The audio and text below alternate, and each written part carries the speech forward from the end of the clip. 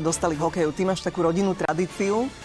Tak ja som, hádam, od 3 rokov už s hokejkou behal na dvor. Ale tomu to nevadilo, lebo to je veľmi úspešný bývalý útočník.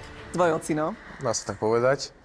Dúfam, že budem mať kariéru aspoň ako on a bol to môj vzor. Ty máš vzor asi brata. Áno, môj vzor bol od malička brat.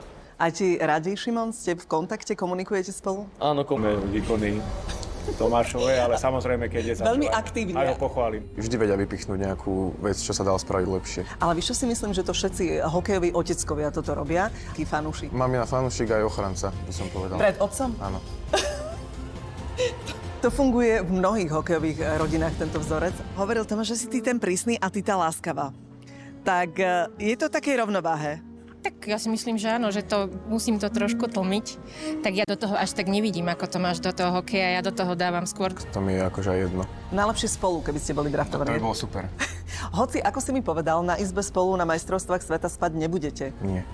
A má to teda taký prozaický dôvod. No tak Adam moc chrápe a ja musím mať ticho, keď spím, takže je to... Slavujete akurát 100 rokov bielo-modrého príbehu klubu HK Nitra, tak my vám želáme ďalších 1000 rokov. Nech sa vám takto darí vychovávať aj mladé, úspešné talenty a skvelých ľudí. Ďakujeme veľmi pekne, aj my, Zlatka. Z Nitry Zlatica Švajdová-Puškárová, televízia Markíza.